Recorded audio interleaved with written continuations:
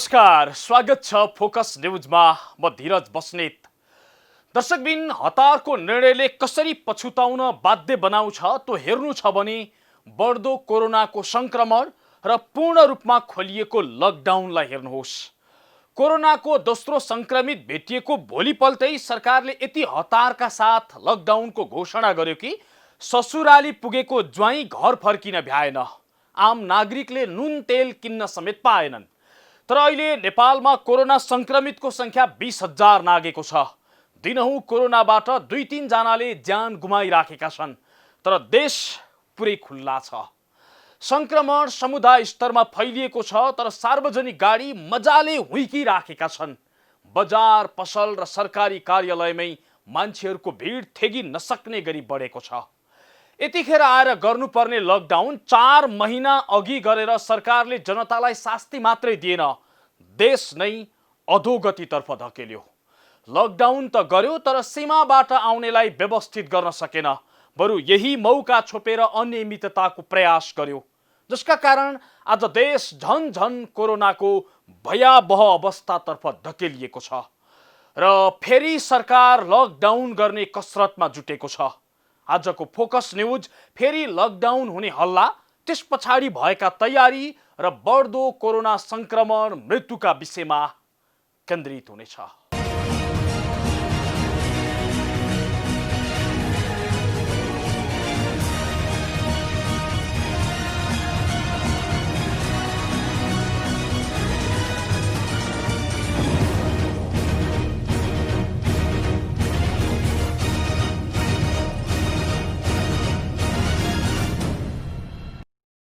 कार्यक्रमको सुरुमा नेपालमा कसरी कोरोनाको संक्रमण र मृत्युदर डर लाग्दो गरी बढिराखेको छ त्यो देखाउँदैछौँ। पछिल्लो एक हप्तामा नेपालमा अघिल्लो हप्ताको तुलनामा 50%ले संक्रमित बढेका छन् भने मृत्युदर 200%ले बढेको छ। अझै संक्रमित लक्षण सहितका देखिन थालेका छन्। कैयौं जिल्लामा समुदाय स्तरमा कोरोना फैलिएको छ। कोरोनाकै कारण दिनहुँ 2-3 जनाको मृत्यु भइराखेको छ भने 300 भन्दा धेरै नयाँ संक्रमित थपिने गरेका छन्। यसले नेपालमा कोरोना झनै भयावह हुने खतरा बढेको प्रश्न देखाएको छ। लकडाउन खुलेसँगै नेपालमा लक्षण सहितका कोरोना संक्रमित देखिन थालेका छन् भने मृत्यु दर ह्वात्तै बढेको छ। कतिसम्म भने पछिल्लो एक सातामा अघिल्लो साता भन्दा 50%ले संक्रमित बढेका छन् भने मृत्यु दर 200%ले बढेको छ। सरकारले साउन 7 गते पूर्ण रूपमा लकडाउन खोलेपछिको 11 दिनको अवधिमा 17 जनाको कोरोनाकै कारण मृत्यु भएको छ भने 2238 जना संक्रमित थपिएका छन्। थपिएका संक्रमित मध्ये 60% भन्दा धेरैमा श्वास प्रश्वासको समस्या देखिएको छ। लक्षण सहितका संक्रमितहरू धमाधम बढ्दै जाँदा कोरोनाकै कारण मृत्यु हुनेको संख्या पनि ह्वात्तै बढेको छ। जस्तो पछिल्लो केही दिनको केही उदाहरण हेर्नुहोस्। शनिबार वीरगञ्जमा 2 महिलाको कोरोनाकै कारण मृत्यु भयो। वीरगञ्ज 16 नगवा बस्ने 60 वर्षीय र 50 वर्षीय महिलाको वीरगञ्जको बयोदा अस्पतालमा मृत्यु भएको हो। पाटन अस्पतालको आइसियुमा उपचाररत 65 वर्षीय महिलाको शुक्रबार बिहान मृत्यु भयो। उनी गत साउन 6 गते अस्पताल भर्ना भएकी थिइन्। ललितपुर थसीखेलकी स्थायी बासिन्दा उनी केही दिन अघि वीरगञ्जबाट आएकी थिइन्। यसैगरी वीरगञ्जमा बिहिबार एकै दिन 3 जना कोरोना संक्रमितको मृत्यु भएको छ।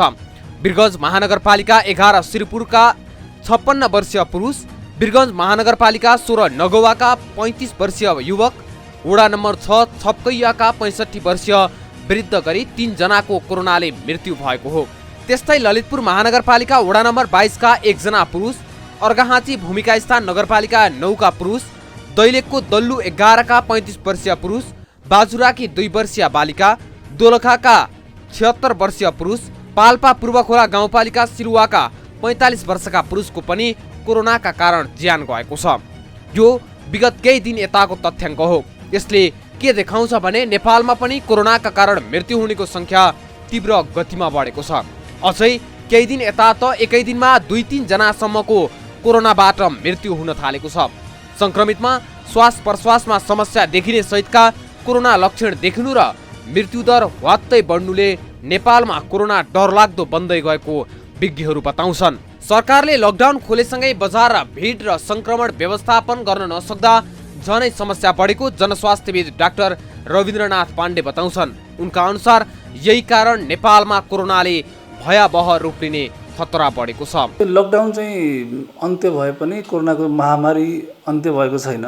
यो चाहिँ दिन प्रतिदिन बढ्दोमा छ र अझ एउटा चाहिँ जटिल अवस्था के छ भने जस्तो पहिले चाहिँ लक्षणविहीन सङ्क्रमितहरू थिए, त्यसले गर्दाखेरि जस्तो सङ्क्रमित भएका व्यक्तिहरू पनि सामान्य उपचारले घर फर्केका थिए। तर अहिले लक्षणयुक्त चाहिँ सङ्क्रमितहरूको सङ्ख्या चाहिँ बढी छ र लक्षणयुक्त सङ्क्रमितले अन्य लक्षणविहीनले भन्दा 8 गुणा चाहिँ बढी चाहिँ सार्न सक्छन्। त्यसले गर्दाखेरि पनि समुदायमा यसको चाहिँ जुन सर्ने गति हो त्यो चाहिँ तीव्र हुन्छ। अनि दोस्रो कुरो के छ भने लक्षणयुक्त जुन अहिले कोरोना सङ्क्रमण देखिएको छ, अहिले चाहिँ धेरै मान्छेहरू गम्भीर बिरामी भएका छन्।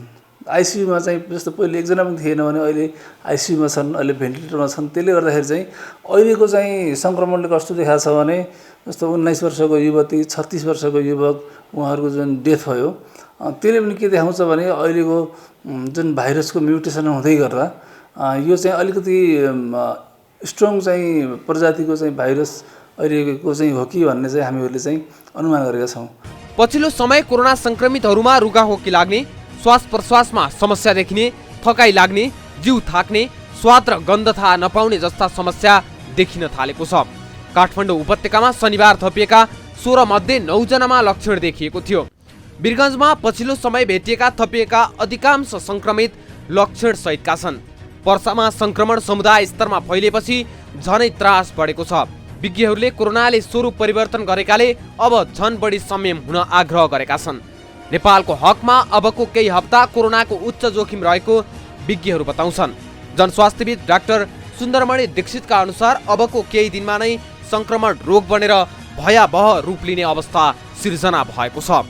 काठमाडौँ खाल्डो आज असाध्यै ठुलो जोखिममा परिसक्यो। यसको परिणाम हामी अब देख्दै जानेछौँ। जसरी चाहिँ उहाँले भन्नुभयो बेड अहिले हामीसँग छैन, सत्य कुरा हो।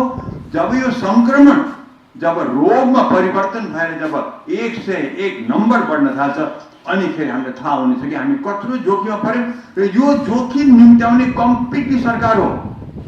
यो सरकार नै हो कम्प्लिट जोखिम निम्त्याउने। लकडाउन खुकुलो हुँदै जानु र लक्षण सहितका संक्रमित देखिनुले अवस्था झन बढी भयावह अवस्था सिर्जना भएको आकलन जनस्वास्थ्यविदहरूले गरेका छन्। जनस्तरबाट पुनः लकडाउन गरेर भए पनि कोरोना रोकथामको लागि आवाज उठ्न थालेको छ। जनस्वास्थ्यविद डाक्टर पाण्डेका अनुसार अब सरकारले जोन छुट्याएर यसको जोखिम न्यूनीकरण गर्नको लागि ढिला गर्न हुँदैन, नत्र यसले भारतमा जस्तै खतरनाक रूप लिने जोखिम बढेको छ। सरकारले देशलाई ग्रिन जोन, येल्लो जोन र चाहिँ रेड जोन 3 ठाउँमा चाहिँ बाँड्नुपर्ने हुन्छ। जहाँ सङ्क्रमित पटक्कै छैनन् त्यो ग्रिन जोन, जहाँ चाहिँ फाटो छन् त्यो येल्लो जोन, र जहाँ सङ्क्रमित धेरै छन् अथवा जनघनत्व त बढी भएको हुनाले भोलि त्यहाँ चाहिँ सङ्क्रमण चाहिँ फैलिन सक्ने जहाँ डर छ त्यसलाई रेड जोन। यो गरेपछि हामीलाई के फाइदा हुन्छ भने ग्रिन जोनमा हामीले स्कुल खोल्न सक्छौँ, त्यस्तै चाहिँ हामीले चाहिँ लामो दूरी यातायात खोल्न सक्छौँ, त्यसपछि आन्तरिक फ्लाइट खोल्न सक्छौँ। अनि येल्लो जोनलाई हामीले जहाँ जहाँ चाहिँ देखिएको छ ती ठाउँमा सिल गरेर हामीले चाहिँ ग्रिन जोन बनाउन सक्छौँ। संक्रमित कम हुँदा लामो समय लकडाउन गरेको सरकारले संक्रमितको संख्या बढेसँगै यसलाई न्यूनीकरण गर्न र जनताको ज्यानको सुरक्षा गर्न खासै चासो नदिएको जनस्वास्थ्यविदहरूको गुनासो छ। लकडाउन खुकुलो हुनु तर परीक्षणको दायरा नबढ्नुले संक्रमण समुदाय स्तरमा पुगिसकेको छ, जसले गर्दा केही स्थान र जिल्लाहरू पुनः लकडाउनमा फर्किएका छन्। हो, कोरोना झनै खतरनाक बन्ने जोखिम बढ्दै गएको छ। यसकै कारण ज्यान गुमाउनेको संख्या वात्तै बढेको छ। अवस्था बिग्रिँदै गएपछि बारा, पर्सा, धनुषा लगायतका जिल्लामा निषेधाज्ञा लगाइएको छ र सँगै सरकारले लकडाउन गर्न लागेको हल्लाहरू चलेका छन्। के यो हल्ला मात्रै हो वा साँच्चै सरकारले पुनः लकडाउन गर्न लागेको हो? यो प्रश्नको जवाब सहित उपस्थित हुनेछौँ, तर एकैछिनको विश्रामपछि। दर्शकबिन, तपाईँ फोकस न्यूज हेर्दै हुनुहुन्छ। आज हामी कार्यक्रममा डर लाग्दो बन्दै गएको कोरोना र त्यसको नियन्त्रणका लागि सरकारले पुनः लकडाउन गर्ने तयारी गरेको विषयमा चर्चा गरिराखेका छौँ। कोरोना जसरी भयावह बन्ने खतरा बढ्दै गएको छ, सरकार त्यसै गरी नियन्त्रणका लागि तयारीमा जुटेको दाबी गरिराखेको छ। विभिन्न जिल्लाहरूमा निषेधाज्ञा जारी गरेको सरकारले फेरि सवारी साधनमा जोर बिजोर लगाउने, अत्यावश्यक काम बिना घर बाहिर ननिस्किन अपिल गर्ने जस्ता काम गर्न थालेको छ। के यो लकडाउन पूर्वको संकेत हो? सरकार पुनः लकडाउनको तयारीमा जुटेको हो? काठमाडौँ उपत्यका सहित देशैभर लक्षण सहितका कोरोना संक्रमित बढ्नुका साथै मृत्युदर ह्वात्तै बढेपछि फेरि सरकारले लकडाउन गर्ने तयारी गरेको छ। त्यसका लागि स्वास्थ्य मन्त्रालयले विज्ञहरूसँग छलफल थालेको छ। आइतबार स्वास्थ्य मन्त्री भानुभक्त ढकालले विज्ञहरूसँग अब कसरी अघि बढ्ने, कोरोना रोकथामका लागि कस्तो रणनीति बनाउने भन्ने विषयमा छलफल गरेका छन्। छलफलमा विज्ञहरूले निश्चित समय तोकेर कडा खालको लकडाउन गर्न र संक्रमितको व्यवस्थापनमा ध्यान दिन प्रस्ताव गरेका छन्। विज्ञहरूकै सुझाव बमोजिम स्वास्थ्य मन्त्रालयले पहिलो चरणमा आम नागरिकलाई आवश्यक काम नपरी घर बाहिर ननिस्किन आग्रह गरेको छ। कोरोना भाइरसको जोखिम बढेको भन्दै 60 वर्ष माथिका वृद्ध वृद्धा र 12 वर्ष मुनिका बालबालिकालाई त घर बाहिर ननिस्किन मन्त्रालयले अपिल गरेको छ। मन्त्रालयको नियमित पत्रकार सम्मेलनमा आइतबार प्रवक्ता डाक्टर जागेश्वर गौतमले संक्रमणको दर बढ्दो भएकाले सामाजिक दूरी कायम राख्न, मास्कको प्रयोग गर्न र अनावश्यक काममा बाहिर ननिस्किन आग्रह गरे। कोभिड-19 प्रभावित स्थानहरू वीरगञ्ज र जनकपुरमा हाल आवश्यक समन्वय गर्न स्वास्थ्य सेवा विभागका महानिर्देशक डाक्टर श्री दिपेन्द्र रमण सिंह ज्यूको नेतृत्वमा उच्च स्तरीय टिम वीरगञ्ज पुगे काम सुरु गरिसकेको छ। आवश्यकता अनुसार अन्य स्थानमा पनि उच्च स्तरीय टोली परिचालन गरिने तयारी स्वास्थ्य तथा जनसङ्ख्या मन्त्रालयमा भइरहेको छ र 60 वर्ष माथिका ज्येष्ठ नागरिक तथा 12 वर्ष मुनिका बालबालिका काठमाडौँ र काठमाडौँ जस्तै घना बस्ती भएका ठाउँहरूमा घरबाट बाहिर ननिस्किनु हुन अनुरोध छ। वृद्ध वृद्धा र बालबालिकालाई घर बाहिर ननिस्किन अपिल गरेको स्वास्थ्य मन्त्रालयले सवारी साधनहरूमा पुनः जोर बिजोर प्रणाली लागू गर्न गृह मन्त्रालयलाई पत्र पठाइसकेको छ।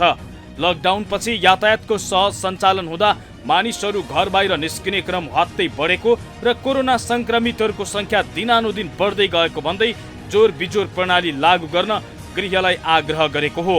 गृहले पुनः जोर बिजोर लगाउने तयारी गरेको छ।